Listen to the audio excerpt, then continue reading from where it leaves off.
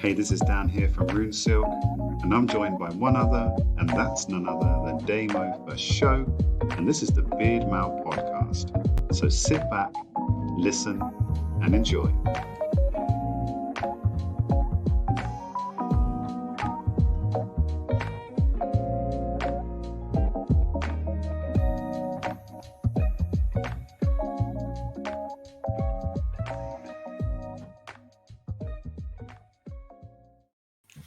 It's the Beardmail podcast, and Dan, you've got a little smile on. I've got a little smile on. I am very excited about today's podcast because it's a little bit different and it's a little bit exciting. And I'm going to say the buzzword right now to get the hook in before I even say hello to you. Burlesque. There you go. I said it. The hook word is in. The audience are grabbed. They're like, whoa, what the hell did Damo and Dan know about burlesque? Probably nothing. Dan, what do you know about burlesque?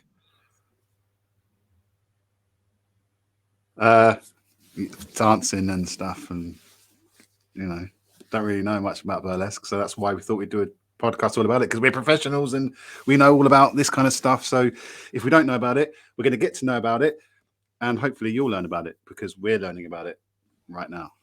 If you're listening on Spotify right now, I'm sorry, but you're missing that I am actually dancing in the background. You can watch on YouTube and watch me dance. But we have basically got an absolute expert in the field of burlesque to come on the show and chat with me and Dan right now. And we met her troupe and her at this Oxford Beard Festival that we went to a couple of months ago. It's one other and none other. Round of applause, Dan. Let's bring her in. We've actually got a guest. It is Loretta LeBonke. Hello, Hi. Loretta. Welcome, Hello. welcome. Thank you for having me. No problemo. Have you? I know, guys. If you're listening on Spotify, do go and watch it on YouTube because Loretta is a stunner. Is that your day-to-day attire, or have you dressed up specially for tonight? I've dressed up my top half. You don't want to see what's on my bottom half. I bet we're all wearing the same. Just the top half is there. It's fine. I'm actually in my pants on the bottom half, keeping it all nice and fresh and clear and like. We all love that. Welcome to the Beardmail podcast. You Indeed, are welcome to teach us and to tell us all about burlesque, because I think our audience would be interested by it, because you obviously performed a show at a beard competition. So how did that come about? Is there a bit of a link there? In regards to the Oxford Beard Festival, we've been doing quite a long time now. I think it's got to be about six years. And part of the reason why we do it is because we absolutely love it. We absolutely love the welcome, the people that are there, and it's just really fun. And it's all for a good cause. So it's just something that we enjoy doing.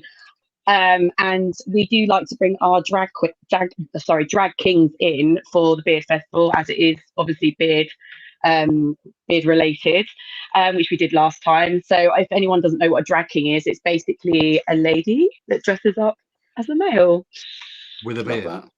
With a beard. Don't have to have a beard. Don't have to have a beard. You can have a beard. You don't have to have a beard.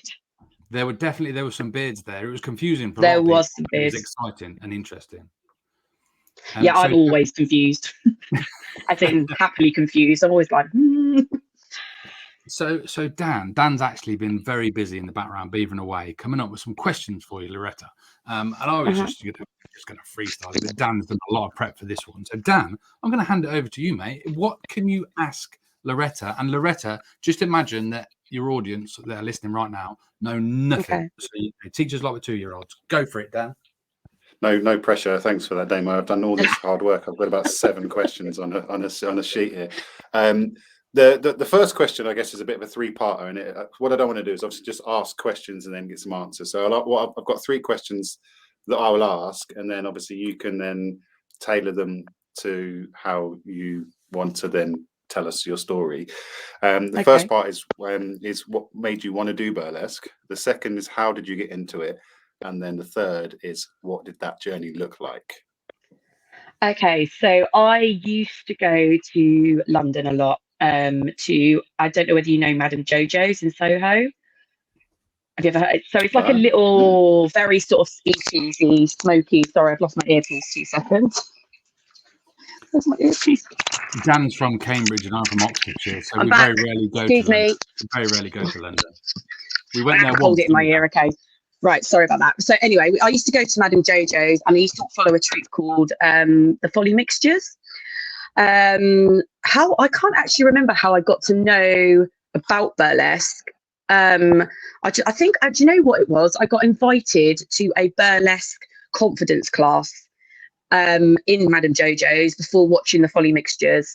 It was a case of just go in, and the lady that was running the show basically sort of taught us a few moves, how to sort of come on stage, how to shimmy, you know, all the sort of standard things that you get in burlesque. And I watched the show afterwards, and I got hooked because it was just a load of women, all shapes and sizes, all ages, just owning it, just absolutely owning it. It was all about the body confidence. And I thought, you know what? I need me some of that. I was actually very much like, I fell in love with the compere, actually, which maybe come back, as well as the burlesque dancers, the way that she held the audience, the confidence. It was just really nice to see that sort of level of confidence with women. So yeah, I got into it because of that. Basically, I used to go to every single show. Every month I did a show, and I used to go up to London from Portsmouth and go to every single show, and I was literally a proper fangirl. So that's how I started it. And the second question, sorry, I've forgotten, because I lost my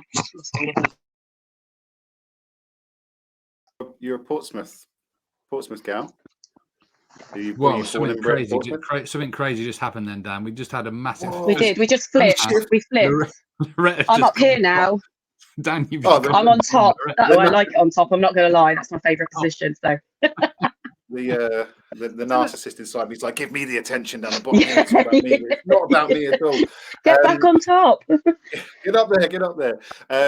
So it was mainly perfect how you've answered how what made you want to do it. Essentially, it was just a kind of a impromptu thing. Love that, and how you got into it. Perfect. And then mainly kind of what did that journey look like? So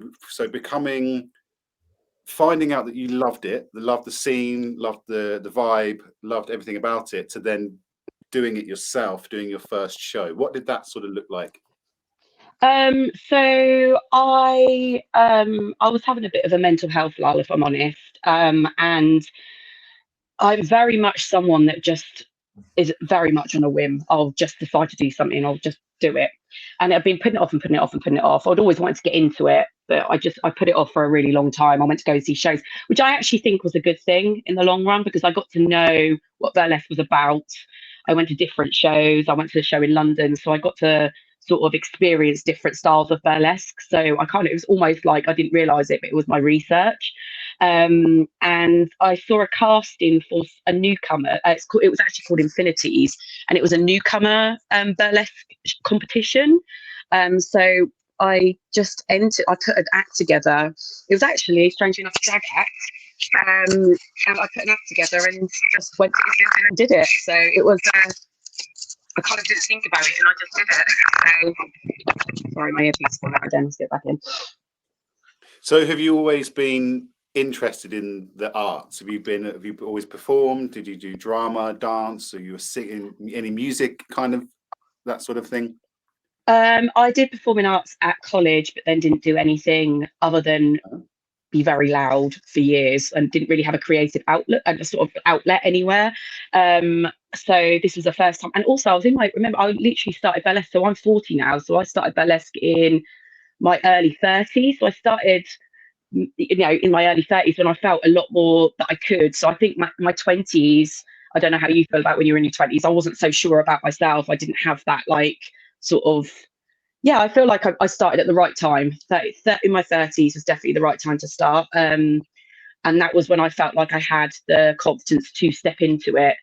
It's been a long journey. It really has been a long journey, but first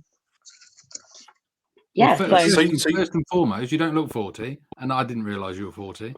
Stop but it. Also, I tell you what, I've realised there's a lot of comparables actually to the beard community and the burlesque. So some of the things you've said there about you've gone to a show lacking a little bit of confidence, you've seen other people performing and realizing that they've got confidence, Yeah, feeling part of something, definitely. being a bit nervous to perform but go along to watch. And that's exactly the same on the beard scene with beard competitions. A lot of people, they're new to the community, they're new to the scene.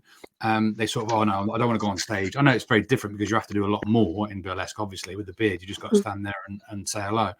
And then also when you're talking about actually growing into your confidence and being 40 and being confident to do it.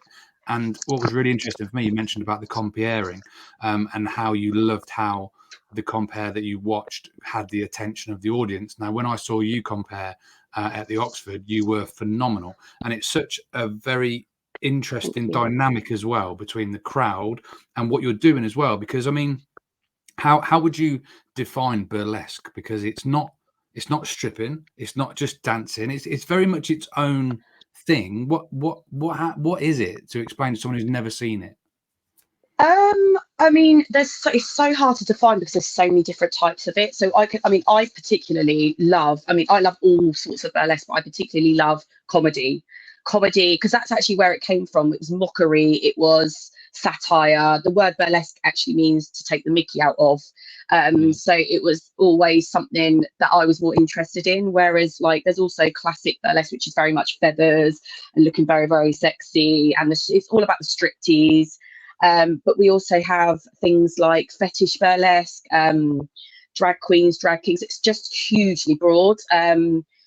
So, I mean, although the first time I went in for a competition, I always thought to myself, it's really hard to judge a competition because it's just so vast that how could you judge something that, because everybody likes different things, which is what we do with our shows. I mean, I run a show down in Portsmouth called Burlesque by the Sea, which is something I do with one of my Scarlet Vixen friends. And we try and put a little bit of everything in, a little bit of burlesque, so the striptease, a little bit of drag king in, a little bit of drag queen in, maybe a bit of comedy song and a bit of circus. It's kind of like making sure that everybody's catered for. So burlesque is quite a hard. The word means to take the mickey, satire. You know, it was actually apparently it was a way of the middle class, the lower classes taking the mickey out of politicians. Burlesque is actually originated from that in the Victorian times. So it's actually, and it was, which is why I like the comedy side of it, because I like the thing where you kind of like, you know, a little bit of silliness does go a long way, especially with, if you can make someone laugh. Laughter is the key to good mental health. I honestly do believe that. They say laughter is the best medicine. Dan's nodding his head away there. Like, Dan, I know you're Googling fetish burlesque right now. I can see you doing it. I can No. It's good. Some of the points you're raising make sense. Like even with like the dress you're wearing at the moment, it's almost very it's a colourful, fun take on opera wear almost, isn't it? So those sort of higher class people who would go on opera would have the big gowns, whereas this is a more of a colourful kind of take on it. So no, I love that. So you mentioned you do a show in Portsmouth. Is that where you're based? I am based. I actually live in a little town called Gosport. We call it Costa del Gosport. Okay, so literally a little port town in Gosport. But I run a show with Demonica Latex in Portsmouth, and it's called Burlesque by Sea. So it's like I also obviously I go up to Reading to do the Scarlet Vixens. So yeah, when I come to Oxford, I'm coming a little way, a couple of hours up the road to come and see you guys. So I must really like you. I'm coming up that far. So the Scarlet Vixens, then that's a troupe, right? So what's that is a troupe, yeah. What makes up a troupe? Is there a certain number, numbers you've got to have? Is it, what sort of commitment is it? Like, how would you get involved with the troupe? Tell us a bit about that and the Vixens. So the Scarlet Vixens, strangely enough, I ended up getting involved with by chance. There was actually a slot going. I saw a casting going at the Purple Turtle in Reading for a compare. Now, I'd never compared before. All I'd done had seen this amazing compare at Madame Jojo's, and I was like, I would love to be like that compare. That's how I would like to be if I was going to be a compare. I knew I could talk a lot of verbal diarrhea, so I thought, do you know what, I'm going to send an email just by chance. So I sent an email saying, sounds really arrogant now, but like I like to think I've got gift of the gab. I probably haven't, but I'd like to try out for your comparing slot. And I didn't hear anything, and then a couple of weeks down the line I got a message saying, would you like to come and join us? At the time it wasn't highly paid because it was very early on in the Scarlet Troops, sort of when they first started, And I went up and they shoved a microphone in my hand, and I literally blagged it, if I'm honest. I literally look back, I'm a little bit of a blagger anyway. I mean, I've always been a bit of a blagger. When I think to myself, like even interviews, things like that, I've always been a bit of a blagger. So I just blagged it and managed to get through. They asked me back and back again and back again. And then I ended up joining them. So, and they're some of my absolute best friends now. So I don't know what I'd do without them. Amazing girls. Fantastic. I love that. So, Dan, did you catch that, Dan? That was at the Purple Turtle. Have you ever heard of the Purple Turtle in Reading? No. Isn't that where you and John Connor hang out sometimes together? No, I tried to convince John to come out because so I'd only ever been to the Purple Turtle once in my whole life, and because John was dressed so extravagantly, and after the Opie's beard competition, because we were in Reading, I was like, let's go to the Purple Turtle. I want you to go dressed as this, because he was like a senorita, wasn't he, like a flamenco dancer type senorita, and I was like, honestly, you need to go out, and we're going to the Purple Turtle, but he wasn't having any of it, and it was probably for the best, to be honest. But it was a good thing in theory, but maybe not in practice. But did you go then? No, not that night. No, I've only ever been one. Oh, you should go. Only ever been one. Oh, I love the Purple Turtle. It's a great venue. It is a great venue. It's got like the bit that we do downstairs is all like, it's almost like it's. We used to do it on the top floor, but now they've got like this little sort of underground room. Sweatbox. Yeah, it's the best way to do burlesque is in the sweatbox. Definitely, see your little sweatbox down below. Yeah, it is. But trust me, I wear polyester. It's hot. Yes, the one time I did go, I think it was like more, what was it? It was kind of not quite hip hop, but that sort of dub bassy type stuff, and it was just a complete sweatbox. Deep drum and bass, you mean? Is it dub? Yeah, dub bass, there was some drum and bass, but it was quite a lot of heavy dub and stuff like that as well. Yeah. It was good sweaty stuff. I enjoyed it. It was quite good fun. But yeah, not gonna lie, I love a bit of sweaty. I love a bit of sweaty wherever I go. It's fine. But now you've matured, Dan, you can go back to the Purple Turtle, get in the sweatbox, and enjoy some burlesque. From yes. So you've just reminded me, Loretta. How do you all come up with your fabulous names? Because you mentioned Demonica Latex, and was that right? And some other ones as well. So where do all these crazy names come from? People make them up myself. Mine was actually when I was working in an office. So my name was made up when I was sat in an office, and it was between Loretta LeBonke. Oh, I mean, like anyone can coin this, but I love this name. Or Fanny Blowback. They were the two names that I wasn't sure about having. Like both of them, I was just like, or even Henrietta Humpalot. But I thought, do you know what? I'm going to go with Loretta LeBonke, and it's stuck. There's times when I absolutely hate that name, but it's stuck for so long that now I can't seem to get rid of it. But it's way better than Fanny Blowback. Fanny, see, I love Fanny Blowback, because that was, or Rusty Gap was another one. That was the name of a ship that I saw. A boat, Rusty Gap. I thought that's a great drag name.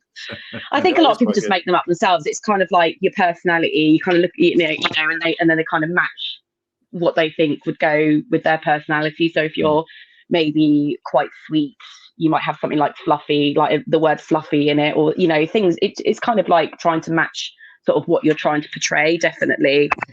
I mean, I just like the word bonk because it's an old word for what.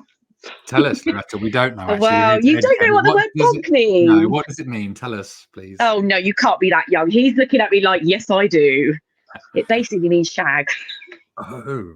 So bonk gives someone a bloody good bonking, and so I thought that was a great name, and no one ever uses that term, so I decided to put a le in front of it, and hence the name. Yeah, French. Definitely make it sound a little bit more exotic. So what I would like to know. Oh, sorry, Dan. I jumped ahead. I got all excited, right? Because I want to make sure that we cover if we can. I bet, Loretta, you have some phenomenal stories and experiences from doing shows. So at the Oxford Beard Festival, where you were comparing, there was a guy that you got involved and got him on the stage, and he was an older chap. Yeah. And the way you handled it was brilliant. But I'm sure you have a whole panty load of stories to tell. Are there any that perhaps you would like to regale to excite our audience? Perhaps your worst ones and your best ones and the sexiest ones, the funniest ones. I've had one where there was, so in the world of burlesque, you normally wear safety underwear just in case when you're dancing, you're moving around a lot. And there was a time where I had the lovely photographer who got lots of beautiful, beautiful snaps of us on stage. I mean, the problem is with snaps on stage is you're moving around a lot, and I'm a little bit of a gurner, so I tend to. So there's a lot of very unflattering pictures out there of me. And he managed to let's just say I wasn't wearing safety pants that day. So there was a lot of I felt sorry for the front row audience who must have got a little bit of an eyeful throughout most of the show. So that's one I can remember specifically. God, there's so many. It's really hard to pinpoint. Like, I'll tell you what I did like. Were you there when we did the custard? When we wrestled in the custard? Yes, that was Yes. the Oxford one before that, before COVID. Sorry. Yeah, there was wrestling was the theme for the beard. It's down there somewhere. 1 second. Just to the left of the safety pants. Dan, we need to do a whole podcast episode on safety pants. Safety pants. That's the next episode. Right, I'm going to have to hold this in now. Sorry, this is dreadful. I'm so sorry. It's really unprofessional. So yeah, we did the custard. Just sort of leaning. Just continue, just leaning. Really, that's it. Yeah. Perfect. Is that good? Okay, we're going with that. Hang on, wait. Get a bigger one so it doesn't fall out. That's it. I know. So yeah, the custard one was really fun. That was me and Demonica Latex. We hadn't actually practiced that with any custard. We just put this silly act together for one of your Oxford Beard festivals, and I can remember thinking as I slid into the custard, shit, that's really slippery. Someone's going to get hurt. And then then it was literally over in a second. I mean, she was literally. I can remember her sat literally on my neck and pretending to slap me. We've got some great footage from it, but that was one of the highlights, definitely, of one of the silly things that we put together. And we specifically put that together for your Oxford Beard Festival. I remember we weren't allowed to have it inside because of the custard. We ended up doing it outside, and there was a lot of mess.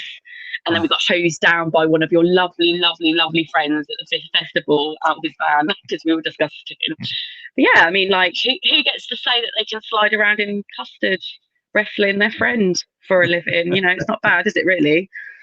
Food and fun. Who would have food thought? And fun. Food Dan's and a fun. massive foodie. That's all he ever talks about. Are you? He probably just ticked a few boxes from there. Well, I always talk about food. Food pops up at least once or twice on a podcast. So, and the great thing is, Damo, is I wasn't even the one that mentioned the C word on that time.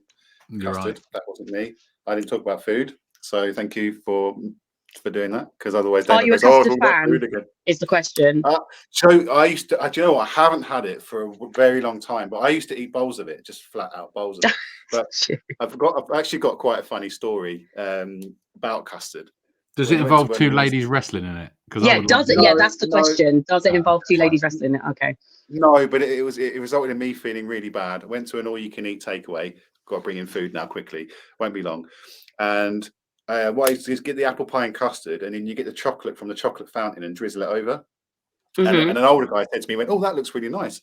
I said, "Yeah, I just literally just put chocolate sauce on top of it." So he had a bowl of apple pie and custard, and he literally just went and went, "Oh, that's not how you do it then." Because he literally put it straight underneath the chocolate fountain and had this bowl full of chocolate, and he was about sort of 72. Just looked at me like, "Mine doesn't look like yours." It was funny. It was one of those kind of moments where it's probably funnier. Oh, it's only because I lost you for a split second. Then that's great. It was just one of those funny ones. So I was going to go back to Portsmouth real quickly before we do move on. There's a reason why I keep asking about Portsmouth. My family's from Southsea. Really? I'm actually in Southsea tonight. Yeah. Yeah. We're there this weekend actually. Okay. So there you go. So random one, and it'll be really awkward if you say no, but it'd be really cool if you said yes. If I bring some custard to Southsea this weekend. If I bring some, no. For a fee, yes. No. Simple question is: do you know a photographer called Stefano? I do. I've not actually met them, but I think they might be on my Facebook. I think probably. I do know who that is. Yeah, Stefano. Yeah, because it's such a specific name. Yeah, definitely got them on my Facebook. Yeah, why do I need to know this photographer? Oh, is it? Oh, there you go then. Well, it's just because I know he does a lot of photography. He's done a lot of burlesque photography. He was. Let's get him at the next show then. So He's probably Dan, he may well have even been. You at need one to of those. message him, Dan, and just ask if he ever remembers taking any photos of someone called Loretta LeBonke who wasn't wearing safety pants one day. It might have been him. It might have been him. That's what made me think. The gurney face mentally lady. scarred. The gurney face lady without the safety pants. That's you It's can probably just was pop him. that. That's why I asked. But no, unfortunately, he's on holiday at the moment, and he's about 7 hours ahead. So he'll probably be. I might have to But ping no, him a message and I'd see if ask. he'll do the next show.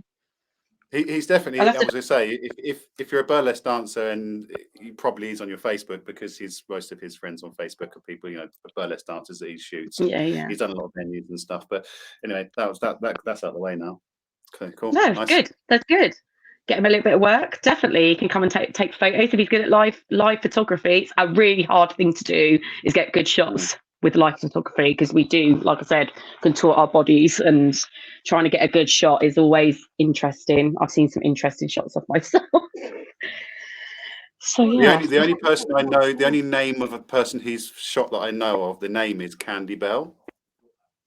I do recognise the names. That's someone that's maybe not on the scene at the moment. I've not Probably seen. A long time ago. No, okay.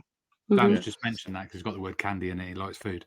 Yeah. Who is your typical audience, Loretta? Does it vary from venue to venue or town to town, or are there a certain ilk of people that come to watch a burlesque show? Do you think? We have quite a large female audience, actually. Definitely.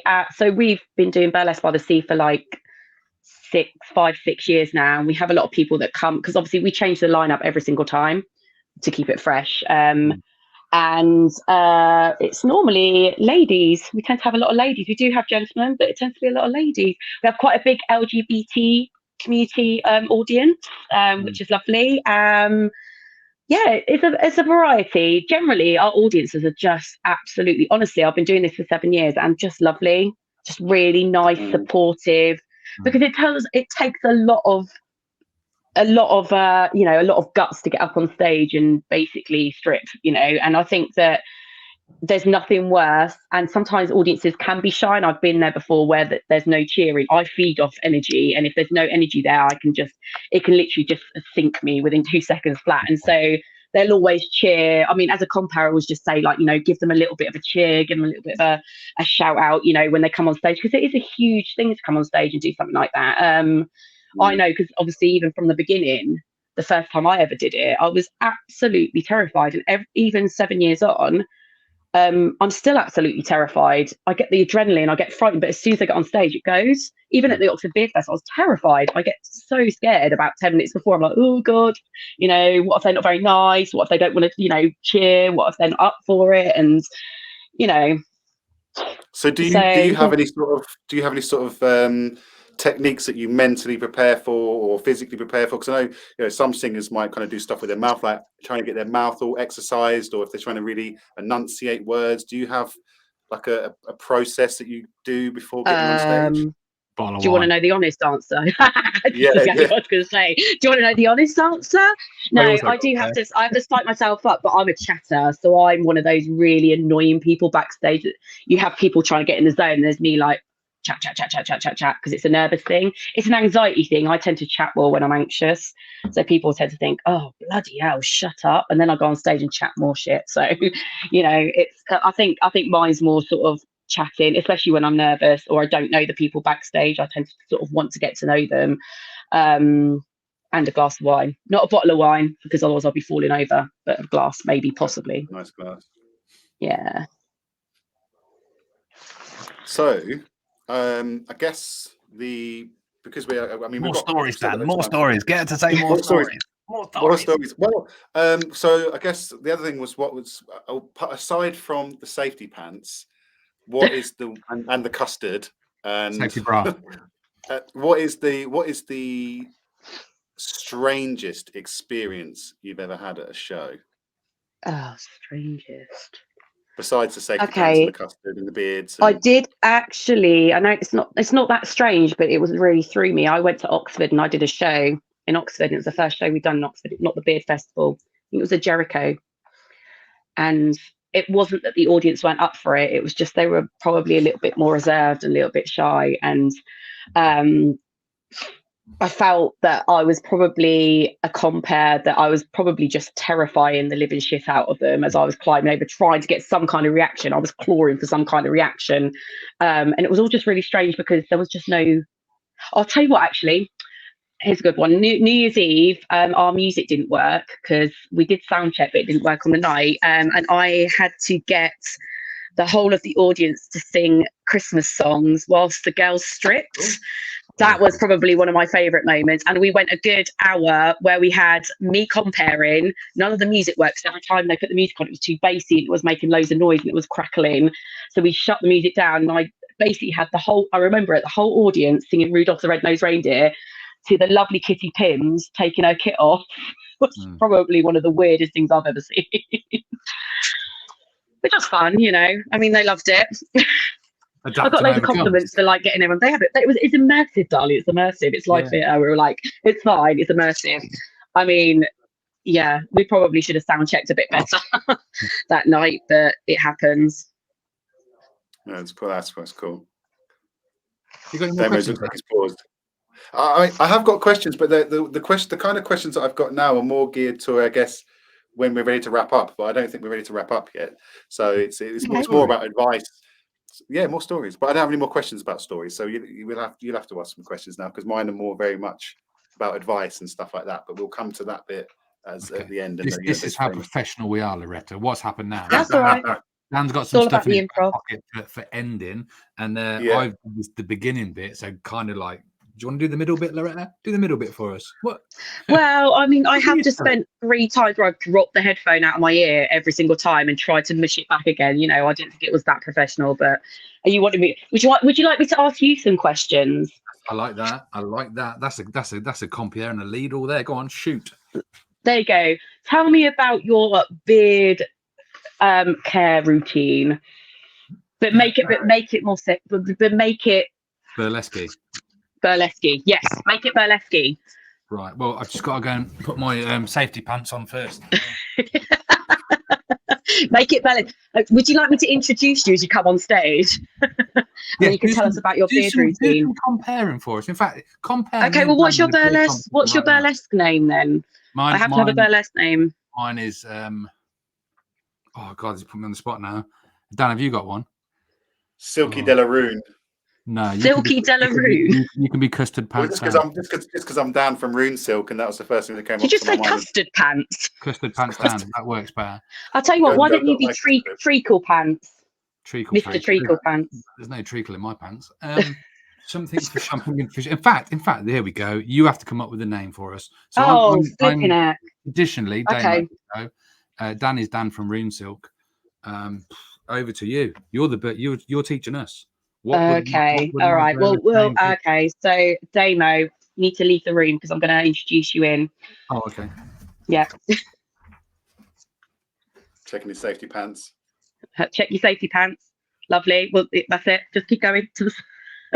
I'm not going any further. He's gorgeous. He's sexy. He's got a beard of foliage that you want to play with. It's the one, the only, the incredible Demo.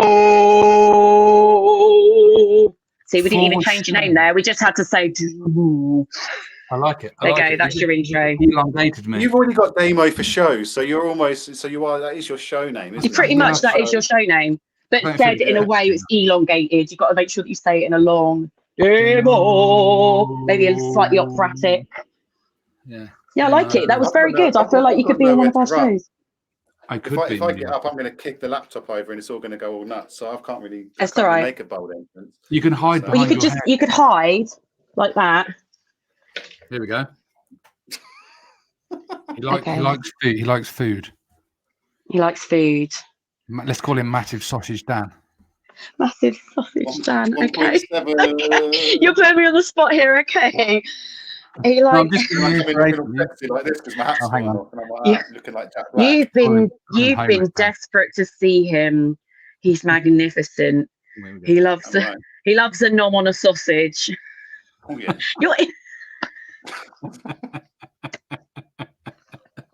says sensational, the spectacular. Oh, we can't wait to see him and his sausage munching ways. Sausage munching. Done. There you go. That's the best I can do. Good evening, darling. Here I am, ready to tell you about my beard care routine, darling. It takes me at least 45 minutes just to even get the beard prepared to put any products in it, you see. I've got to give it a little tantalizing massage before I even think about the oils that I place inside my beard. And then I might consider the straightness today, but darling, it's too bright out to even get that straight. And they're blind people, darling. Anyway, nice bit of beard oil, a bit of balm in there, just to give it a little touch up. A little mustache wax as a little finish off, and away we go. Oh, fabulous! Dan, you win, hands down. Just no, you're not getting away with that. That was right. We do Burlesque as well. So if you ever fancy being on our stage, big time. The Burlesques are the best. Oh, nice. Burlesque, tell us more. Burlesquers, the Burlesquers. Gentlemen in nipple tassels. Oh, the best ever. We do have the Burlesquers occasionally. That's the thing, isn't it? What's the rules? Because you don't actually no rules, do you? No. I mean, obviously, the thing is with venues is that we can we're not allowed to show nipple, which is ridiculous. I'm all about free the nipple. Yeah. The tassels are all right. The gentlemen, a lot of the that's some good tasseling. A lot of the gentlemen that come in, if they're Burlesquers, tend to, in solidarity to the ladies, wear pasties, nipple tassels or pasties over their nipples, just because obviously there's a whole thing about free the nipple. Why can't we? Yeah. If your nipple tassel accidentally flies off, which mine does on a regular occurrence, during a show, it's fine. But if you're ripping them off, you can get into trouble, which I think is personally utterly ridiculous. But obviously, it's a licensing thing, right? So it's a sexual entertainment's licensing. Yeah, it's to do with. I was going to say, most venues won't have a license that covers it, so it's just keeping exactly. Sure they don't, but the whole nipple thing always is a little bit controversial, isn't it? You know, obviously, if a Burlesque can come in and show their nipples, but we're not allowed to. So sometimes, between you and I, mine accidentally fall off. Oh, so you did. You know how it is when they accidentally fall off. You know, sweaty nips and all that. Those vigorous arm movements sometimes. Yeah. Oh, I'm so sorry. I do apologise. There it goes. Flinged into the audience. To be fair, I never keep nipple tassels. If you ask for Scarlet Vixens, I'm dreadful, and it's not even that I pull them off. They just come off. I just cannot get. 7 years I've been doing it. I still can't get glue that holds them on properly. Must have the sweatiest nipples in Burlesque. They just don't. they just don't stick. Honestly, they just go left, right, and centre. I always get a good cheer though. You know, so. Everyone loves nipples. What can I say? Tried all the glues. We've tried the Tesco Pritt Stick, the brand name Pritt Stick, the green Pritt Stick. You know, they just none of them work. Tried super glue. Oh, damn! I'm not trying that. It basically just got really sweaty nipples. So you know. I'm thinking maybe we need to change your name then. Loretta LeBonke is going to have to be something like Sweaty Nips Nancy or something. I know it's actually quite a good burlesque name, actually, Sweaty Nips Nancy. There you go. There you go. My Burlesque one. You've got it. You've got it. Sweaty Nips Nancy. Slippery nipples. Look, I'm not going to lie to you. There's a couple of guys in my Beardy Fun Club that I'm sure would love to be Burlesquers, and we could be called the Sweaty Nip Nancy's, and there could be loads of it. Oh, it could be brilliant. We run a show. If you want a slot, we've got a slot for you guys. Bring it down. Does it pay well, or are we just coming on as amateurs? So we've taken quite a long time. So the show that we run down in Portsmouth, it's taken a long time. We do pay, we always pay. There's never any time that we don't pay, because I don't think that's obviously fair on performers coming. So we always make sure, whether that's someone that's a newcomer or someone that's established, they're always paid. And that's been from the word go, whether it be we've built our audience up for a long time, so we are able to now fee people. So if someone comes in with whatever their fee is, we can normally say we can honour that or we can't, depending on sort of, we know how many people are going to bring through the door, but we don't have any additional money. We do it all by ourselves. Dan is currently 50p a show. Could you afford to have Dan on your show? 50p a show? 50p a show. Well, I'll pay you 50p a show. No, Dan's 50p. I don't even want. I don't want 50p. As long as there's like pizza or something at the end of the. Okay, the night. pizza. Food. I can sort you pizza. I'm It imagining. doesn't even have to be a Domino's or a Pizza Express. It can literally just be an Iceland and Ooh. chuck it in the oven. Yeah, Cheap. see, I'm not a fan of Domino's, so I don't blame you. Gives you bad tummy. Stop derailing the thread with food chatter. I'm still got. Why? But I know I like food, so let's talk about food. I was going to ask a really good question actually, and I think I've forgotten it now. I'm just thinking about pizzas. We'll talk about food for a bit while Damo think. Yeah, okay. I've got it. I imagine that within the community of burlesqueism or whatever it is, do you have people that are teaching it? Do you have Facebook groups about it? Do you have a whole community behind it? Are people attending events together? Is there clubs? Is it a whole thing the same as bearding? Yes, there is a community out there. I think where it's obviously not mainstream. I mean, obviously you've got your Disa Von Teasers. So she's probably the most mainstream burlesque dancer out there. I have seen her a few times. But yeah, there's loads of communities. There's loads of shows. Like you just need to find them. Absolutely loads. I mean, obviously we've done some in Oxford. Absolutely loads in London. So there's always something going on. So it is it's growing. It's in the last 7 years I've been doing it, I've seen it grow massively. As long as we have venues, but unfortunately a lot of venues are being changed into flats and Starbucks and things like that. No offense to Starbucks, but like all the lovely venues they had in Soho, or the beautiful sort of quirky, slightly underground venues seem to be going, and that's where they were doing it. So unfortunately. So it's trying to keep that alive. Yeah. So unfortunately some of those venues are going. That's an interesting point then, because obviously didn't even think about it, because I'm starting to forget all about COVID, but I guess that must have been disastrous for in-person performances. What happened during COVID? Like, was it online? Did it revert? Yeah, we went online. Of course we did. Yeah, we went online. Right. A lot of it was online. It wasn't quite the same. It's very weird. I did one show with Burlesque by the Sea. I went up to my friends in Reading to do it because my internet's really rubbish at my house, and I had a few to drink. And it's really weird. We had everyone. It was like a Zoom meeting, so we could see all of the audience members all sort of cheering. I mean, it was weird because you couldn't hear the audience feedback, which is what I feed off. When I look back on it, I mean, I did okay, but I could see that I was just it was out of my comfort zone totally, because like not having that audience feedback is really strange as a compare, or even as a burlesque dancer. You know, if you're on stage and you can't hear anybody, you're kind of talking to sort of quiet, which is a strange sort of sensation, but it was still a great way of, so we'd like literally, we did quite a few shows actually. Scarlet Vixens did quite a few shows online. So just whacked it online. We did it on Zoom, which seems like a long time ago. It's only 2 years, but it seems a long time ago. But it's had a long impact on venues, isn't it? I mean, a lot of venues didn't survive. A lot of venues haven't opened again. So it's interesting. It's good that you did traverse onto the online realm for it, and I totally understand what you're saying about the audience, the feedback from the audience, because I know a lot of my friends who are DJs and stuff like that have then gone to doing Zoom DJ sessions or online Facebook Lives, and it's like, well, I guess you're still getting to do what you want to do and you've got an audience, but it's not quite the same as being in a club and watching people sweaty and hands in the air and that sort of stuff. So yeah, that must have been quite an interesting period, if not quite frustrating. Well, you feed off the energy in the room, I think, as a DJ or anything that you do as a compere. It's like, you feed off the people in the room. You have to read the room, and then you feed off their energy, and not having that is strange. But we got through it, so like everybody did. Good. Yeah.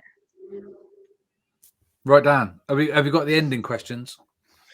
So yes, main thing is what advice would you have for someone who wants to get into burlesque? Can I answer that one? Can I answer that one, please? Yeah. Come up with a really cool name. Come up with a really cool name, yeah. Like I said, come up with a really cool name. Do you know what? Research. Go to as many shows. Every show's different. Go to as many shows as you can. Like, learn about it. That's the only way that you learn about it. I don't actually even think that burlesque classes are the right thing to do, because I never went to burlesque classes. My education was literally going to shows and learning off girls in shows or blokes in shows, and just any kind of shows, just try. And they're not that expensive, you know, like we don't charge a huge amount of money. We try to make sure that it's that everybody can go. It's not elitist. It's like, you know, we keep our prices mega low. You can go to shows from like £5, and sometimes even if you message people, I mean, I know that if people are short of cash and they've messaged us before, that we just like put them on guest lists. So I know that sometimes the arts isn't always something that's available for everybody, and I think that's important, that it should be, definitely. So yeah, love that. Yeah, making arts accessible. Love that. 100%, 100%, because it's escapism, isn't it? And I think we all need a little bit of escapism, definitely. And then finally, if people want to find you, follow you, what platforms are you on, and how do we find you? So Instagram and Facebook, I'm on under Loretta LeBonke. I also, obviously, I'm under the Scarlet Vixens. So if you want to follow the Scarlet Vixens, and the lovely Jabbly, oh nice, he's straight in there. Burlesque by the Sea is another one which we run down in Portsmouth. So yeah, they're the platforms that we run off. So yeah. So cool. And are you happy for us to put some? Oh, sorry, I was going to say quickly. Are you happy for us to pop some links to the Burlesque? Definitely. In the bio, in the description. Most definitely. So is it in the Portsmouth massive? Where is this? Tell us about this venue. Are you there every week? You're doing shows, or when's the next show? What's going on? Like, because we've got people down in the south that might be listening right now. They might like, do you know what? Yeah. Yeah, so our next show is the 2nd of December, and it's at Staggeringly Good, which is a brewery. So it's like a warehouse. It's beautiful. So if you know where Fratton Park is, down in Portsmouth, it's literally right next to Fratton Park. It's kind of this little gem. You go into an industrial estate and you're like, hang on, what's going on here? You walk in, there's a brewery. Suddenly you're just into this brewery, and it's upstairs in there. So it's called Staggeringly Good, and they do some great beers. So I'm going to plug them because they are. And also the guys that run it are just magnificent. You know, I've worked for a lot of venues in my time, and they're just the nicest guys, like really look after us, really, you know, make sure that we feel welcome, and, you know, just a great collaboration. So we really enjoy working with them, definitely. And then the Scarlet Vixens, the one in Reading, he's actually in Purple Turtle next Saturday. But I'm not in that one bit. Yeah. There's obviously there's a change in lineup every single time, but do go because the girls are magnificent. So if you get a chance. That's cool. And then for the benefit of Damo, does the brewery have a beer that's anything like a Bud Light? Oh mate, like the beers in that place, it's all dinosaur themes. Honestly, follow them. It's just the beers are beautiful. I mean, I'm not a massive beard guru, but even I'll drink the beers in that place. It's just, yeah, they're really good. So if you follow them, it's literally dinosaur themes. It's a separate theme on the Beardmail podcast, Loretta. Basically, Dan took me to the London Beer Craft Festival, and I hated it. All the beers are horrible. It's not for me. Really? I'm quite happy with a can of Bird or a can of Coors or a can of Carlin. I'm done. That's me. I'm good. But Dan tries to get me doing these extravagant ales. So whenever the craft beers, yeah. If there's ever an event, it always tends to be a brewery. I think at beard events, you know, even the burlesque stuff, it's always a brewery. It's a good venue. But it's not a good venue if you just want a can of bloody. I just want a can of blood. That. Well, I'll tell you what. As long as Staggeringly Good aren't listening, sneak it in. That's what I'll say. I usually do the old sneaky, and sneak it in, and then you can have your own beer. I'm the same. I mean, like they're beautiful beers, but I'm like a cheap wine drinker or rum. I'm a rum drinker, definitely. Rum. Where's the rum? So if you do see some beardy guys go into any of your events, and one of them's got a pizza from Iceland under his arm and the other one's got a can of bird, it's just me and Dan. We're good. And you can sit in the front row. Let me know. You definitely will put you in the front row so you get full view of everything.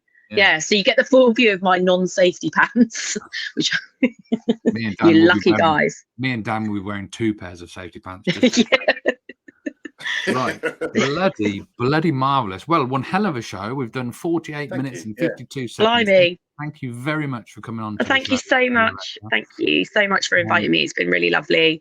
Oh no, carry on. It's lovely. Sorry? It's lovely. Lovely. Thank you so much. I was being all British and saying, "Oh, how lovely! Thank you so much for having us. Bloody lovely. Had a lovely time. Lovely gentleman. Thank you so much." But yeah, no, thank you so much for having me. I really appreciate that. And sorry, my earpiece just fell out about 1,000,000 times. But I need to get myself a bigger earpiece, I think. But I think I styled it out. Yeah, you did. Yeah, you did all absolutely. right. You did all right. Dan, anything in closing?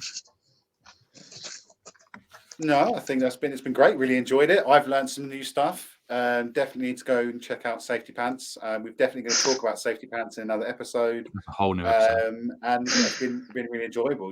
Thank you for coming in, and look forward to seeing you at the next Oxford one, I assume, if we don't see you before. I would hope so. I hope so. I always hope that they invite us back, because it's one of my favourite gigs, to be honest. And if you ever do want to come down to Portsmouth, obviously I'll put you on the guest list. Come down and have a little gander. Yes. Sorted. Superb. Yay. Thanks for listening, everybody. We would appreciate your comments. If you're on YouTube watching, let us know what you thought about the podcast, and we'll see you all next week for some more stuff. Bye for now. Good night. Bye.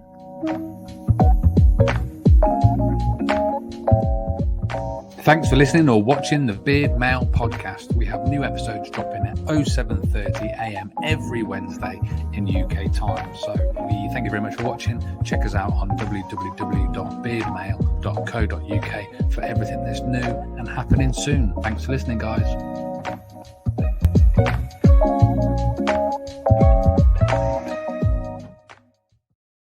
Loretta, we're still recording. Safety pants. So what we do, right, after the intro or after the outro, there's about 3 guys that are super keen, and they always listen past the outro. So we always give them a little bit of a special extra. Most people, they're not even listening anymore, but these couple of guys, they always listen a bit extra. So tell them something brilliant or beautiful or marvelous or secret. This is the secret bit of the podcast. Oh, okay. Secret bit of the podcast. Okay. What is the secret bit of the podcast?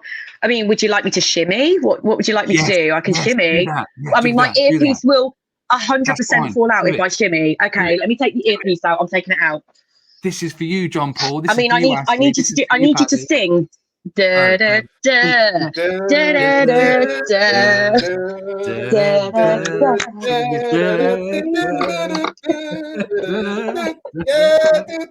There you go. That's the secret squirrels. No one knows about this. Yeah. Safety pants. Safety pants is the secret That is word. literally going to be my secret word from now on. Loretta, you have just converted all of our Spotify listeners to the YouTube channel. They're literally going, hang on, I need to go and watch that. What was she doing? I'm going to go and watch. Thanks very much for really going this one. Bye, because we'll cut it out. It'll be me and Damo. Thanks, guys. Thanks,